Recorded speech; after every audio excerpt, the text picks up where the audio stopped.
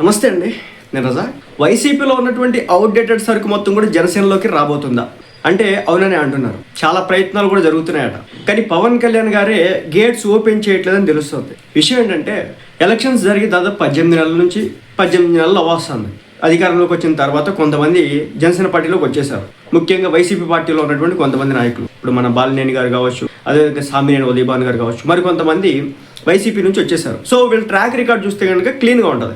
అయితే ఏంటంటే కొంతమంది అధికారంలో ఉన్నప్పుడు ఇష్టం వచ్చినట్టుగా నోటికి వచ్చినట్లుగా మాట్లాడి చెలరేగిపోయి ఇష్టం వచ్చినట్టుగా ఆరోపణలు చేసినటువంటి వ్యక్తులు కూడా ఈ రోజున జనసేన పార్టీ గుమ్మం దొక్కడానికి విశ్వ ప్రయత్నాలు చేస్తున్నారట.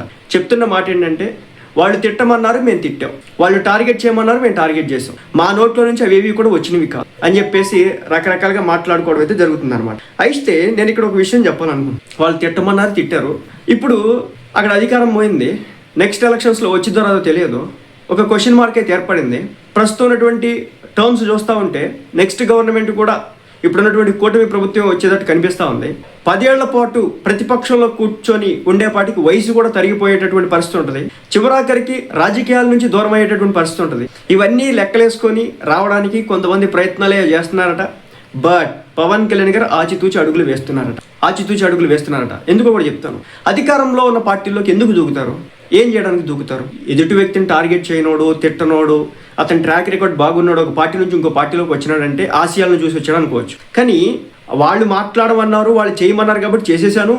ఇప్పుడు అధికారం పోయింది, ఇప్పుడు పార్టీ మారాలనుకుంటున్నాను, ఇప్పుడు టీడీపీలోకి వెళ్దామంటే అక్కడ వాళ్ళు ఊరుకోరు. ఎందుకంటే లోకల్గా ఉన్నటువంటి నాయకులతో అసలు పొసగదు.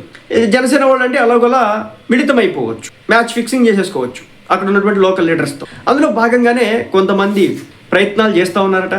బట్ పవన్ కళ్యాణ్ గారు ఆ ట్రాప్లో పడట్లేదు. ఎందుకో కూడా చెప్తాను. పవన్ కళ్యాణ్ అనే వ్యక్తి పార్టీ పెట్టింది ఏదో గుడ్డి రాజకీయం చేయడానికి కోసం కాదు.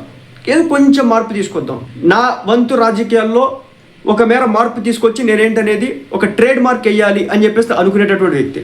అంతేగాని ఫక్తు రాజకీయాల్లోకి వస్తే డబ్బే సంపాదించుకోవాలి, కాంట్రాక్టులు తెచ్చుకోవడానికే రాజకీయాల్లోకి రావాలి, డబ్బు కోసమే రాజకీయాల్లోకి రావాలని చెప్పేసి కొంతమంది చూస్తూ ఉంటారు.